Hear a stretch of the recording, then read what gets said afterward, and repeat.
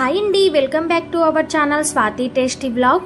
మునగాకు వల్ల మనకు ఎన్నో ఆరోగ్య ప్రయోజనాలు ఉన్నాయి. అలాంటి మునగాకుతోని మునగాకు రైస్ అయితే చేస్తున్నాను. డయాబెటీస్ వాళ్ళైతే ఇంకా వీక్లీ 2 times తీసుకుంటే వాళ్ళకైతే డయాబెటీస్ కూడా చాలా కంట్రోల్ అవుతుంది.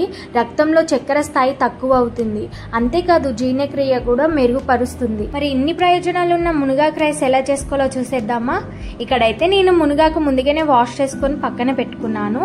ఇక్కడ ఒక ప్యాన్ లో 2 tablespoon అంత ఆయిల్ వేసుకొని ఇంకా ఆయిల్ హీట్ అవ్వగానే లో ఫ్లేమ్ లో పెట్టుకొని మునగాకుని ఫ్రై చేసుకోవాలి. ఈ ప్రాసెస్ అంతా కూడా నాకు ఒక 10 minutes పట్టింది మునగాకు అయితే ఫ్రై అవ్వడానికి. ఆకులో ఉన్న తేమంతా కూడా పోయి అంత క్రిస్పీగా ఉండాలి ఆకు పట్టుకుంటే. లాస్ట్ లో ఒక 5 ఎండుమిర్చి అయితే వేసుకొని అది కూడా ఫ్రై చేసుకోవాలి. ఇక్కడ మునగాకు ఎండుమిర్చి అయితే ఫ్రై అయిపోయింది. ఇంకా స్టవ్ ఆఫ్ చేసి ఒక 5 minutes అట్లా వేడి చల్లారేంత వరకు పక్కన పెట్టుకోవాలి. ఇక్కడ చూడండి మునగాకు ఎంత క్రిస్పీగా అయిపోయిందో.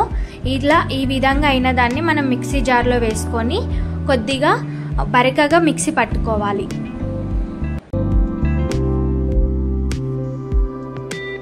ఇక్కడ ఈ విధంగా మిక్సీ పట్టుకుంటే సరిపోతుంది. మరీ మెత్తగా ఉండొద్దు, మరీ బరుసుగా ఉండకూడదు, ఈ విధంగా ఉండాలి. ఇప్పుడు వేరొక ప్యాన్లో 2 tablespoon అంత ఆయిల్ అయితే వేసుకొని అందులో పల్లీలు వేసుకొని ఫ్రై చేసుకోవాలి. పల్లీలు వేగగానే ఇప్పుడు కొద్దిగా ఆవాలు, జీలకర్ర, ఇంకా వెల్లిపాయలు ఒక 5 లేదా 6 వేసుకొని వేయించుకోవాలి. ఇప్పుడు అందులోనే పచ్చిమిర్చి, కరివేపాకు కూడా వేసుకొని వేయించుకోవాలి. ఇష్టం ఉన్న వాళ్ళు ఉల్లిగడ్డ కూడా వేసుకోవచ్చు, నేనైతే వేయట్లేను. ఇందులో 1/2 spoon పసుపు వేసుకొని అంతా కూడా కలుపుకోవాలి. ఇప్పుడు ఇందులో మనము రైస్ వేసుకోవాలి. ఇక్కడ నేనైతే బాస్మతి రైస్ తీసుకున్నాను, మీరైతే నార్మల్ రైస్ కూడా తీసుకోవచ్చు. వేసుకొని టేస్ట్కి తగినంత సాల్ట్ అయితే వేసుకోవాలి. వేసుకొని మనం మిక్సీ పట్టుకున్న మునగాకు పౌడర్ అయితే అంతా వేసుకొని ఇప్పుడు అంతా ఒకసారి కలుపుకోవాలి. ఆ పౌడర్ అంతా కూడా రైస్కు పట్టేలా.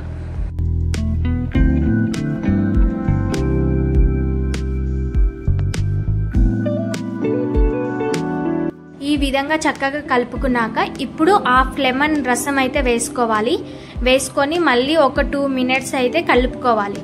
కలుపుకుని ఇంకా స్టవ్ ఆఫ్ చేసేయడమే. అంతేనండి, ఎంతో రుచికరమైన మునగాకు రైస్ అయితే రెడీ అయిపోయింది. ఇలా ఒక్కసారి మీరు టేస్ట్ చేసి చూడండి, మీకైతే చాలా బాగా నచ్చుతుంది.